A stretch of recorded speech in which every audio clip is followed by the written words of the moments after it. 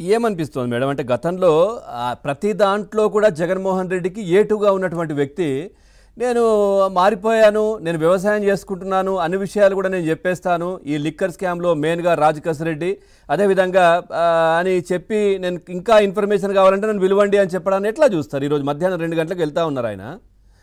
ఏమనిపిస్తోంది మీకు ఇది? సార్ ఇక్కడ ఒక అంశం క్లియరు. తను ఎలాగూ బావిలో పడబోతున్నాడు కాబట్టి కొంతైనా మనం సేఫ్ సైడ్ లో ఉండాలి అన్న ఉద్దేశంతో అప్రూవర్ గా మారటం ఒకటి.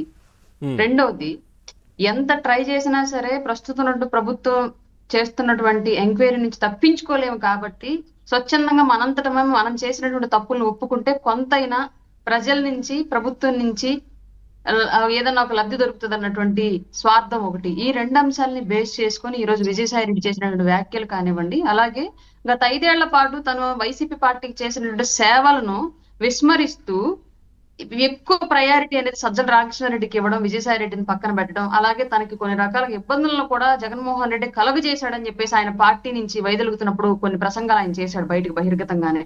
ఈ అన్ని అంశాలను మనం కనుక తీసుకుంటే ఖచ్చితంగా ఈ రోజు ఆంధ్రప్రదేశ్ లో ఢిల్లీ లిక్కర్ స్కామ్ అనేది అణు అంత అయితే, ఆంధ్రప్రదేశ్ లో లిక్కర్ స్కామ్ అనేది మహాసముద్రం అంతా తప్పే కొంది బయటపడిద్ది అని చెప్పేసి సాక్షాత్తు అప్పుడు ఆ పార్టీలో ఉన్నటువంటి ఈ రోజు ఎంపీగా ఉన్నటువంటి శ్రీకృష్ణదేవరాయలు గారు స్వయాన చెప్పినటువంటి మాట ఏదైతే ఉందో మాటకి నిజం అనేది ఈ రోజు విజయసాయి రెడ్డి యొక్క వాంగ్మూలాలను బట్టి మనం అర్థం చేసుకోవచ్చు. ఫస్ట్ ఇంకోటి ఏంటంటే సార్, గత 5 ఏళ్ల పాటు ఆంధ్రప్రదేశ్ లో జరిగినటువంటి ప్రతి పథకము కూడా పేదవాడి నుంచి, పేదవాడి రక్తాన్ని పిండుకొని మద్యం రూపంలో ప్రభుత్వం తాగి, అప్పుడున్నటువంటి వైసీపీ ప్రభుత్వం తాగి దాన్ని ఉచిత పథకాల పేరుతోటి, రూపాయి తాగితే పావలాన్ని ఉచిత పథకాల పేరుతోటి ప్రజలకు పంచింది అన్నమాట మాత్రం 100% వాస్తవం. అందులో భాగంగానే డిజిటల్ పేమెంట్ అనేది పూర్తిగా దూరం చేసి ప్రజలు, ప్రతిపక్షాలు పెద్దగా హోరెత్తి గోల చేస్తే చివరి సంవత్సరం మాత్రమే డిజిటల్ పేమెంట్ అనేది ప్రభుత్వ మద్యం దుకాణాల్లో తీసుకొచ్చారు. ముందు 4 ఏళ్లు కూడా క్లియర్ గా లిక్విడ్ క్యాష్ లేకపోతే ఎట్టి పరిస్థితుల్లో కూడా ఇచ్చే ప్రసక్తి లేదు. ఎవరి రికమెండేషన్ మీద ఎల్లుగాక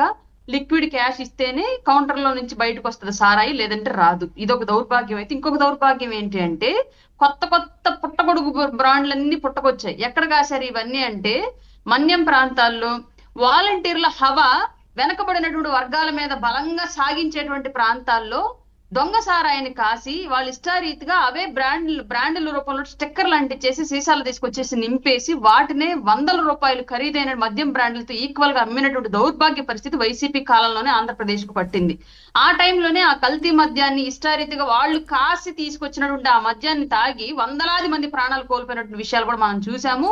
జగ్గయ్యపేటలో అయితే ఏకంగా ఒక్కరోజు 23 మంది చనిపోతే దాన్ని సహజ మరణాలుగా అంబటి రాంబాబు లాంటి పెద్ద అంతా బయటకు వచ్చేసి ఆ పెద్ద మనుషులు చెప్పినటువంటి మాట ఏంటంటే సహజ మరణాలు అవి, దాన్ని ప్రభుత్వం మీద బురజల్లడానికి ప్రయోగిస్తున్నారు ప్రతిపక్షాలని చెప్పేసి అప్పట్లో మాట్లాడారు. బట్ ఆ రోజు చేసినటువంటి క్వశ్చన్ కి సమాధానం లేదు అంబటి రాంబాబు నుంచి. సహజ మరణాలు అయితే చిన్నపిల్లలు కూడా మరణించాలి, మహిళలు కూడా మరణించాలి, కానీ అందరూ కూడా అవి మగవాళ్లే, పైగా మద్యం సేవించి అలవాటు ఉన్న వాళ్ళే, ఆ ప్రాంతంలో మద్యం సేవించిన వాళ్ళు మాత్రమే ఎలా చనిపోయారని చెప్పేసి వేసినటువంటి ప్రశ్నకి ఈ రోజుకి ఆ ప్రభుత్వం నుంచి, ఆ పార్టీ నుంచి సమాధానం లేదు. ఇవన్నీ మనం కనుక చూసుకుంటే క్లియర్ గా మద్యం అనేది పూర్తిగా నిషేధిస్తాను అని చెప్పినటువంటి జగన్మోహన్ రెడ్డి ప్రభుత్వాన్ని, పార్టీని, అతని యొక్క రాజకీయ మనుగుని పూర్తిగా మద్యం మీద డిపెండ్ చేసి నడిపేయడం చెప్పడానికి ఇవి కోకొల్లలుగా ఉదాహరణలు. వీటన్నిటిని వాళ్ళ కూటమి ప్రభుత్వం తవ్వడం మొదలు పెడితే సాక్షుల్ని విచారించడానికి సిట్కి 5 ఏళ్ల టైం సరిపోదని నేను బలంగా నమ్ముతున్నాను సార్. ఎందుకంటే ఒక ఎంబీబీఎస్ చదివినటువంటి డాక్టర్ కన్నా కూడా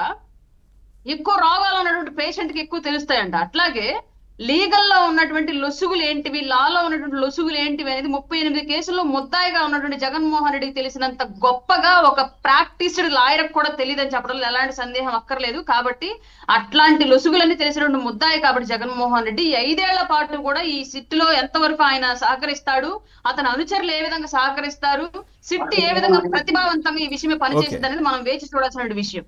రైట్ శ్రీనివాసరావు గారు, మనం ఈ పోర్టుకు సంబంధించిన